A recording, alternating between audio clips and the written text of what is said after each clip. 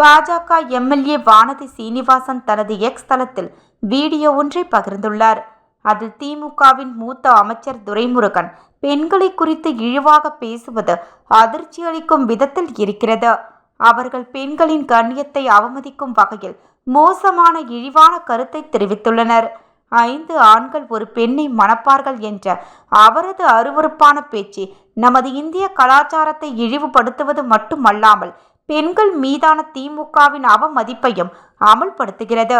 தமிழக முதல்வர் ஸ்டாலின், கனிமொழி எம்பி ஆகியோர் இந்த மோசமான கருத்தை நியாயப்படுத்துவார்களா?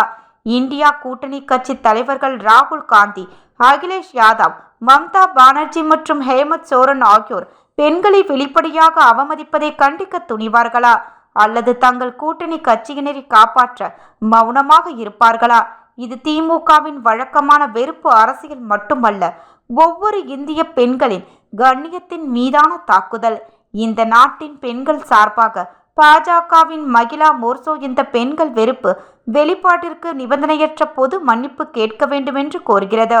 இவ்வாறு அதில் கூறப்பட்டுள்ளது. முன்னதாக வட இந்திய கலாச்சாரத்தை அருவருப்பானது என்று திமுக அமைச்சர் துரைமுருகன் விமர்சித்தது சர்ச்சையை ஏற்படுத்தியது. ஒரு பெண்ணை 5 ஆண்கள் திருமணம் செய்கின்ற நாற்றம் பிடித்த நாகரீகம் கொண்டவர்கள் வட இந்தியர்கள். இப்படியான நாகரீகம் கொண்ட வட இந்தியர்கள் தமிழரின் நாகரீகம் பற்றி பேசினால் தமிழன் நாக்கை அறுத்து விடுவான் என கூறியிருந்தது குறிப்பிடத்தக்கது.